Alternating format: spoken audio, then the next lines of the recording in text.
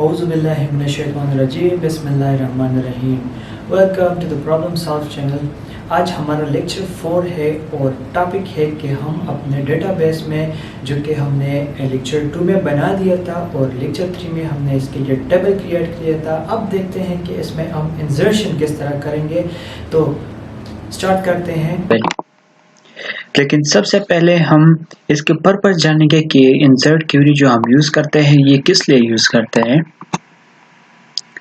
The SQL insert into statement is used to add new rows of data to a table in databases. मसलन आपका एक database का एक table है admission form और इसमें 3 कॉलम्स है। तो इस 3 कॉलम्स में जब आप रो वाइज वैल्यूज को ऐड करते हैं तो हम ये इंसर्शन क्वेरी को यूज़ करते हैं।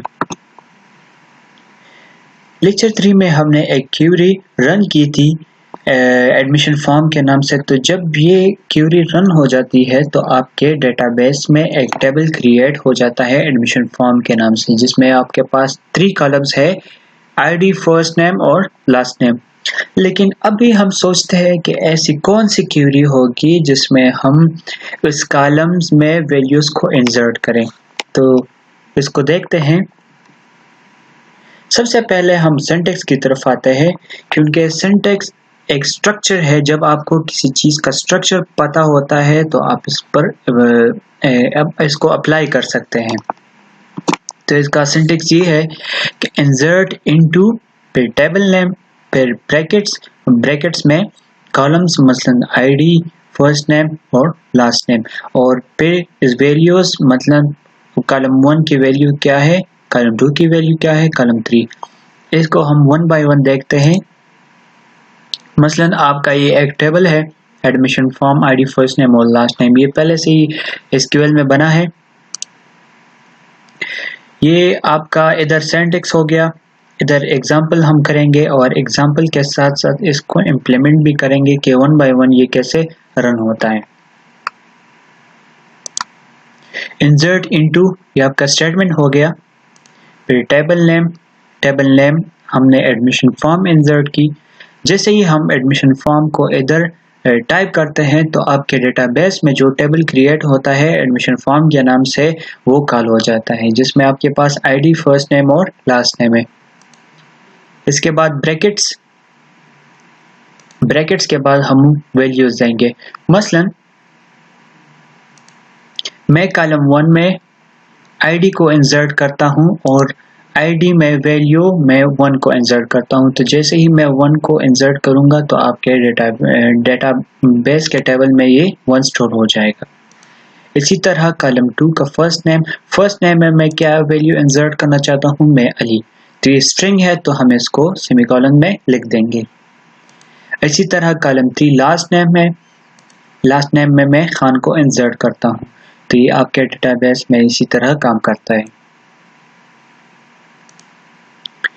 एक और क्वेरी है इंसर्ट इनटू टेबल नेम, फिर वैल्यूज और फिर ब्रैकेट्स, और ब्रैकेट्स के अंदर जो कॉलम के वैल्यूज होंगे वो हम इधर डायरेक्ट इंसर्ट करेंगे।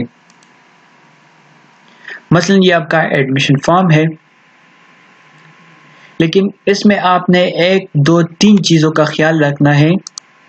वो ये है कि कॉलम सीक्वेंस, कि आपको कॉलम सीक्वेंस का पता हो कि फर्स्ट कॉलम में मेरे पास आईडी है, सेकंड में मेरे पास फर्स्ट नेम है और थर्ड कॉलम में मेरे पास लास्ट नेम है। तो इसी तरह अगर आप कॉलम सीक्वेंस का ख्याल रखेंगे तो आप इस क्वेरी को अप्लाई कर सकते हैं। दूसरी डेटा टाइप है। मसलन इधर आपकी आईडी का डेटा टाइप है इंटीजर और आप किसी स्ट्रिंग वैल्यू को इंसर्ट करते हैं तो ये क्वेरी जो आप रन करते हैं ये रन नहीं होगी, आपको एरर देगी।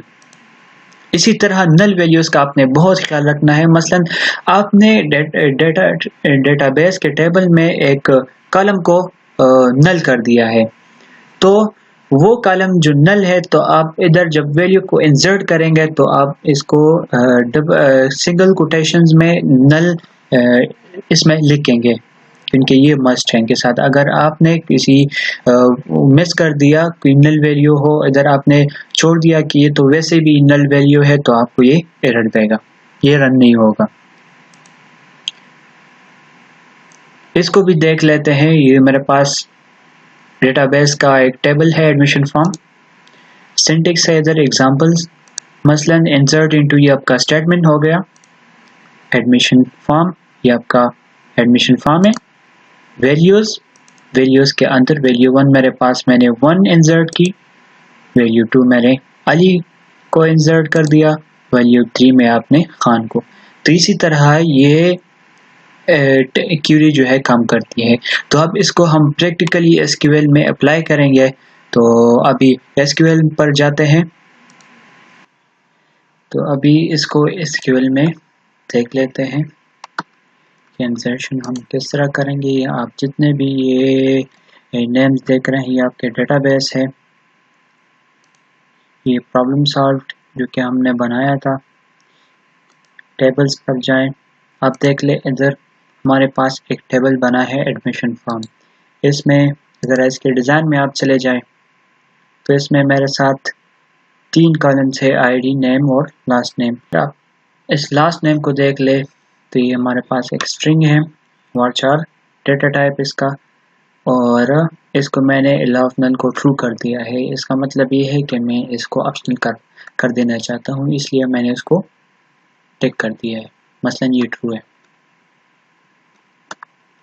तो अभी मैं एक न्यू क्यूरी को रन करता हूँ और मैं चाहता हूँ कि मैं डेटाबेस जो मेरे पास प्रॉब्लम सॉल्व है इसके टेबल एडमिशन फॉर्म में मैं इंसर्शन करना चाहता हूँ, अपने वैल्यूज़ को ऐड करना चाहता हूँ। तो मैं इस तरह करूँगा कि इंसर्ट इनटू टेबल नेम मेरे पास है एडमिशन फॉर्म, और एडमिशन फॉर्म में मैं आईडी और इसके बाद नेम, इसमें मैं वैल्यूज को ऐड करना चाहता हूँ। मैं चाहता हूँ कि मैं इसमें 2 कर लूँ और इधर नफीस। तो जैसे ही मैं इसको एग्जीक्यूट करूँगा 1 रो अफेक्टेड। तो अभी इसके एडिट मोड पर आप चले जाएं।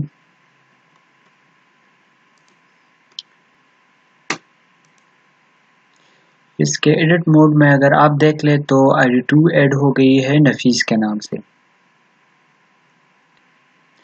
अभी हम देखते हैं कि इस दूसरे सेंटेंस को कैसे अप्लाई कर सकते हैं। इंसर्ट इनटू एडमिशन फॉर्म, फिर वैल्यूज में ID3 और ये हो गया आपका अहमद, ये आपका खान।